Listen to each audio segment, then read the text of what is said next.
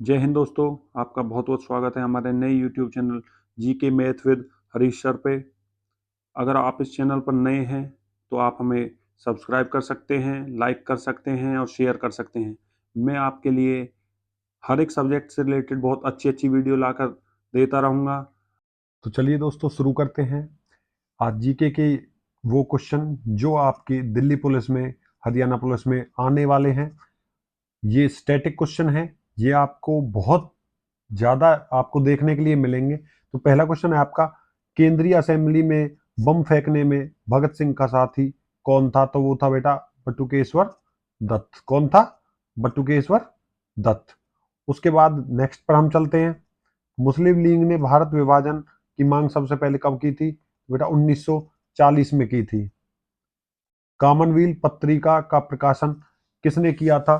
तो बेटा Annie Besant ने किया था। किसने किया था? एनी बेसेंट ने। किस एकमात्र भारतीय को अर्थशास्त्र नोबेल पुरस्कार मिला है? तो अमर्त्य सेन को एकमात्र ऐसे हैं जिसको अर्थशास्त्र में नोबेल पुरस्कार दिया गया है। 1856 में विधवा पुनर्विवाह कानून किसके प्रयासों से बनाया गया था?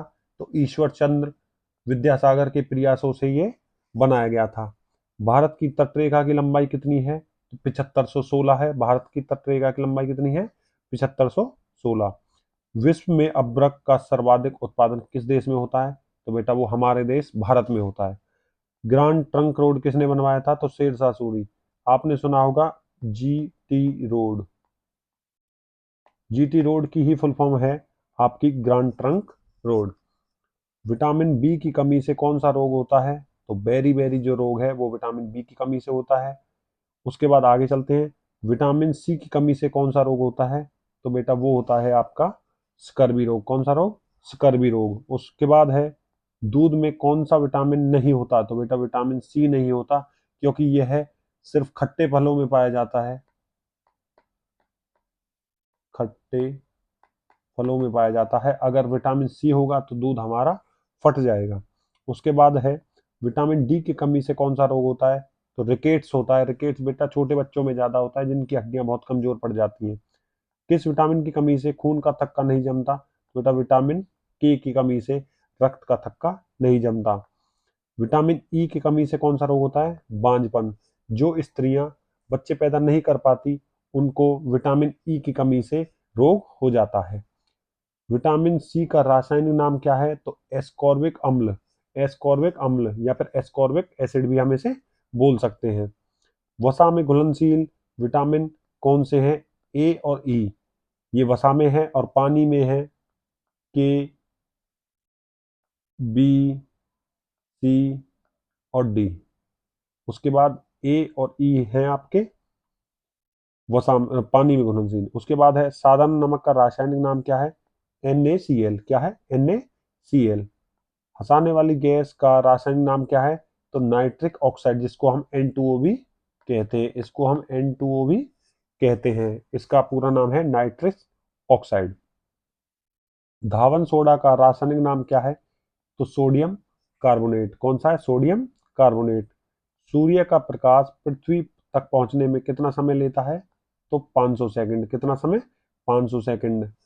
उसके बाद इसमें आ सकता है आपका 8 मिनट और 16 सेकंड, ऐसे भी आ सकता है, या फिर 8 मिनट 20 सेकंड, इसमें से आ सकता है।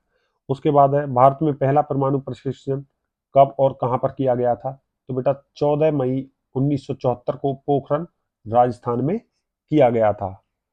कंप्यूटर के जिस भाग को हम स्पर्श कर सकते हैं वह क्या कहलाता है? वो हार्डवेयर हम उसको कहते हैं, और जिसको हम स्पर्श नहीं कर पाते हैं उसको हम सॉफ्टवेयर कहते हैं। कैंसर के उपचार में प्रयुक्त उत्कृष्ट गैस कौन सी है? तो बेटा रेडॉन। कौन सी गैस है? रेडॉन। मोनोजाइट बालू में कौन सा खनिज पाया जाता है? तो बेटा उसमें थोरियम पाया जाता है। शरीर की सबसे बड़ी आंत स्रावी ग्रंथि कौन सी है? थायराइड। कौन सी है? थायराइड। उसके बाद हम आगे चलते हैं। संसार का विशालतम स्तनधारी कौन सा है? तो बेटा वो है आपकी व्हेल मछली। नेक्स्ट पर चलेंगे। ब्लड ग्रुप की खोज किसने की थी? तो लैंडस्टीनर ने। बेटा ये मोस्ट इंपोर्टेंट क्वेश्चन है, बहुत बारी आया है। और दिल्ली पुलिस के लिए तो ये रामबाण क्वेश्चन मैं आपको कह सकता हूँ, आप लगातार हमारी वीडियो पे बने रहिए। अगर आप चैनल पर नए हैं तो चैनल को सब्सक्राइब जरूर करें।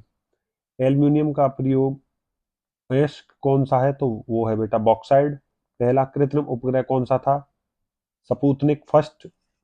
उसके बाद नेक्स्ट पर चलते हैं, किस उपकरण द्वारा यांत्रिक ऊर्जा को विद्युत ऊर्जा में परिवर्तित किया जाता है, तो बेटा डायनेमो से हम यांत्रिक ऊर्जा को विद्युत ऊर्जा में परिवर्तित कर देते हैं।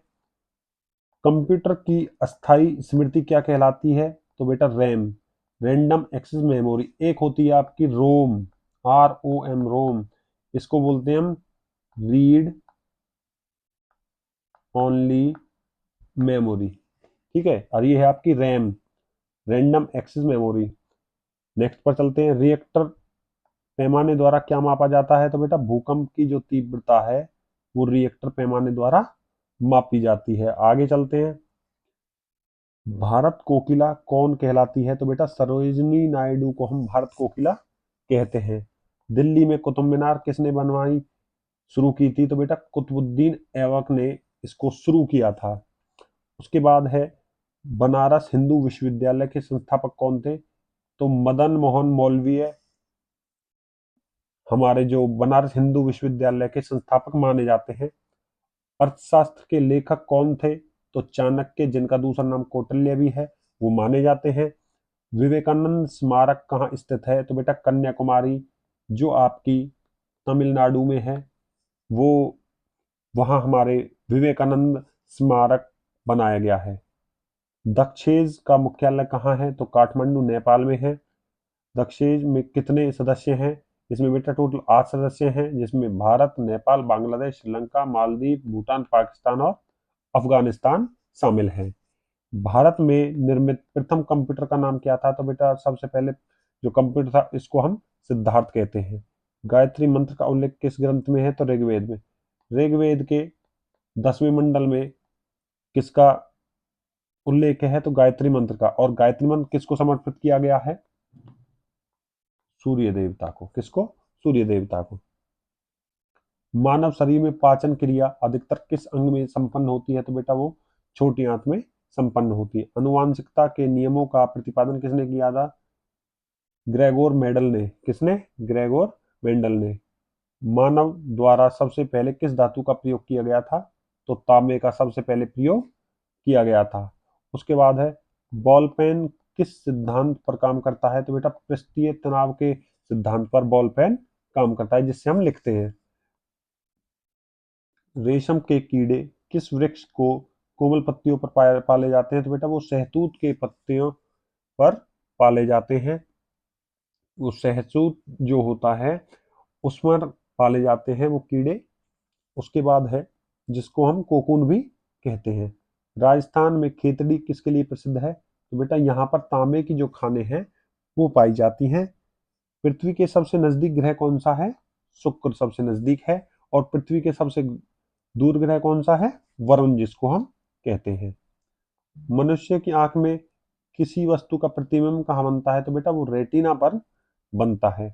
सूर्य से पृथ्वी पर ऊष्मा का संचारण किस विधि के द्वारा होता है, तो विकिरण, विकिरण के द्वारा सूर्य से पृथ्वी पर ऊष्मा का संचारण होता है। डीएनए के द्विगुणित कुंडली का पता किसने लगाया था, तो वॉटसन एंड क्रिक, वॉटसन और क्रिक ने इसे पता लगाया था।